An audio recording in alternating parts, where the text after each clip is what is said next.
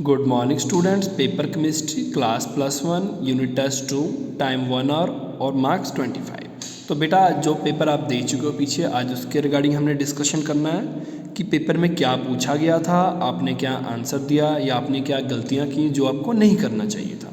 सबसे पहले बेटा क्या है, पैसेज को रीड करना, उसके बेसिस पे 4 क्वेश्चंस आपको दिए थे, उनके आपने आंसर देने थे।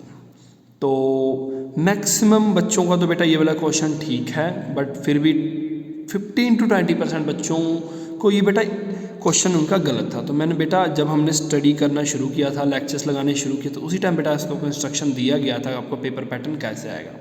ठीक है, पैसेज के रिगार्डिंग भी मैंने आपको इन्फॉर्म किया था, इवन मैंने किया, बाकी टीचर्स ने भी आपको इन्फॉर्म किया होगा। उसके बावजूद भी बेटा कई मतलब आपकी क्लास के 20 to 25% स्टूडेंट्स ने बेटा इसकी प्रिपरेशन की ही नहीं थी, उनको पता ही नहीं था इस क्वेश्चन में क्या करना है। जबकि बेटा सिंपल सा था, पैराग्राफ रीड आउट करना है आपने, जो क्वेश्चंस पूछा है उसके बेसिस पे 4 ऑप्शन दिए हुए हैं और उसके आंसर आपने देने थे। बेटा +1 में तो फिर भी आपको ऑप्शंस आ रहे हैं। जब आप +2 में जाओगे बेटा पैराग्राफ दिया होगा और उसके बेसिस पे 5 क्वेश्चंस आपको बोर्ड की तरफ से आएंगे। उन 5 क्वेश्चन का कोई ऑप्शन नहीं दिया होगा, आपने क्वेश्चन पढ़कर और उनको पैराग्राफ के बेसिस पे थोड़ा सा आइडिया लेकर उसके आंसर आपको लिखना पड़ेगा।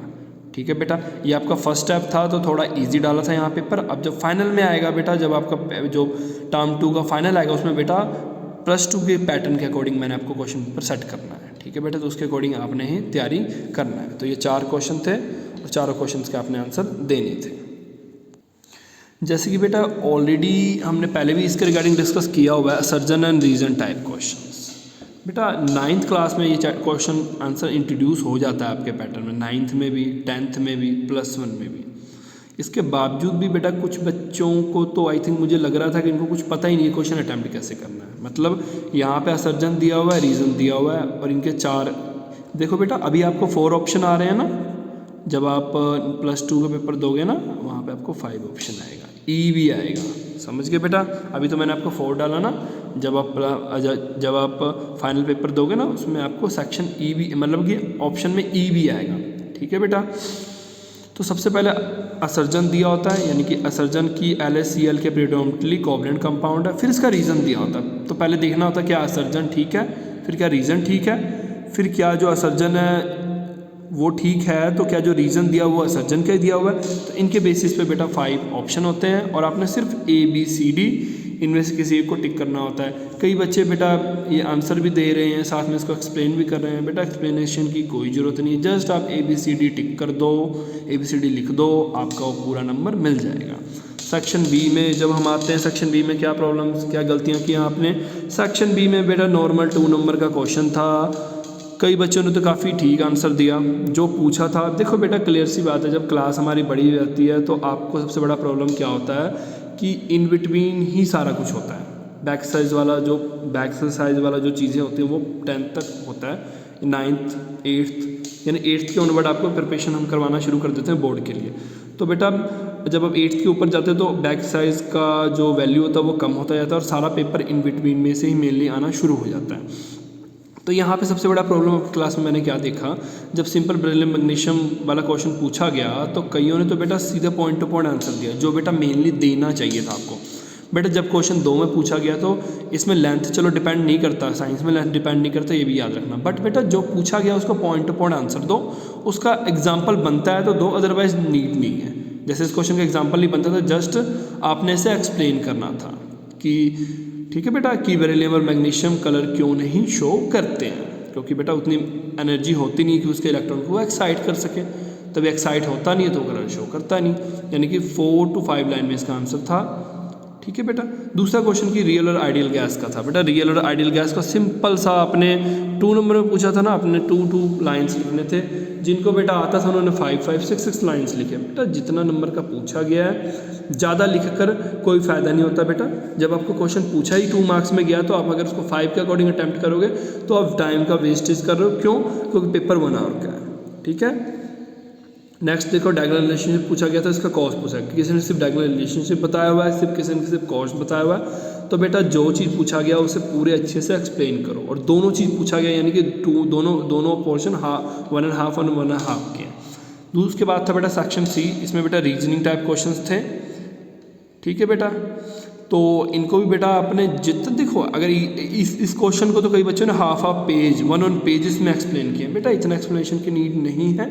जो एक्चुअल एक्सप्लेनेशन है 2, 3, 4 लाइन्स में आपने सिर्फ वही देना था, बाकी कुछ लिखने की जरूरत आपको नहीं था। उसके बाद ये वाला क्वेश्चन तो मैं आई थी, मुझे याद है टेस्ट में भी आपके डाला था मैंने। ये वाला क्वेश्चन को सिर्फ डेंसिटी वाला क्वेश्चन था, PV = nRT से डेंसिटी प्रोपोर्शनल टू प्रेशर के करना था। तो कई बच्चों ने बेटा आंसर्स तो काफ़ी अच्छे दिए, 85% बच्चों ने इसका आंसर काफ़ी सही दिया। और लास्ट में बेटा हमने डेंसिटी को प्रोपोर्शनल करना था प्रेशर के, वो आपने करके दिखाया है नहीं। आप बस क्वेश्चन को करते गए लास्ट में जो मेन चीज़ छोड़ दे बेटा, जो मेन चीज़ आपको करने के बोला था वो आपने करके वहाँ पे दिखाकर नीचे एक लाइन लिख के जाना था, hints this is prove. Okay बेटा, जब आप बड़ी क्लास में जाते हो तो जो एग्ज़ाम देते हो तो एग्ज़ाम का मतलब ये होता है कि जो सामने वाला आपका टीचर है उसको आपने ईच एंड एवरी पॉइंट आपने समझाना है। कई बच्चों ने बेटा PV = nRT पूरा लिख के एक्सप्लेन कर दिया, बट यही नहीं बताया कि P का मतलब क्या है, V का मतलब क्या है, N का मतलब क्या है, R का मतलब क्या है, T का, जबकि मैंने आपको एक्सप्लेन किया था कि ये चीज़ें आपको बताना पड़ेगा, अदरवाइज आपके मार्क्स डिडक्ट होंगे।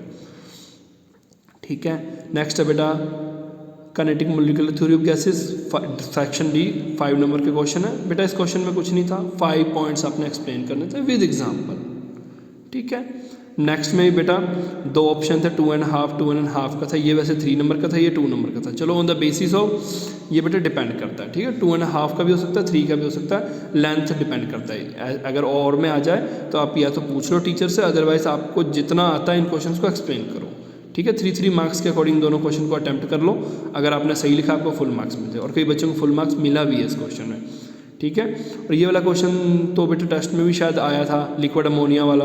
और दूसरा बेटा ये क्वेश्चन तो काफ़ी ईजी है, ये क्वेश्चन तो आई थिंक 10th से हमें इसके बारे में रिगार्डिंग नॉलेज होना चाहिए, नॉलेज हो जाता है 10th में कि क्यों सोडियम को हम लगते हैं केरोसिनॉल में, बिकॉज वो काफ़ी रिएक्टिव होता है, मॉइस्चर से रिएक्ट करके उसमें आग लग जाती है, जिस करके केरोसिनॉल में डालते हैं जिससे वो उसकी रिएक्टिविटी ना के बराबर हो जाती है, जिस करके इजीली हम स्टोर कर पाते हैं। ओके बेटा, तो मैं उम्मीद करता हूँ द नेक्स्ट टाइम आप ये गलती दोबारा नहीं रिपीट करोगे। जो क्वेश्चन दिया गया है उसे पहले पढ़ो बेटा, आना नहीं आना बात की बात है, फर्स्टली रीड देन समझो क्या पूछा है। जब समझ लोगे क्या पूछा है तो क्वेश्चन के आंसर अच्छे से दे पाओगे। वेस्ट मत करो अपना टाइम, जो जितने पूछा उतने के अकॉर्डिंग एक्सप्लेन करो।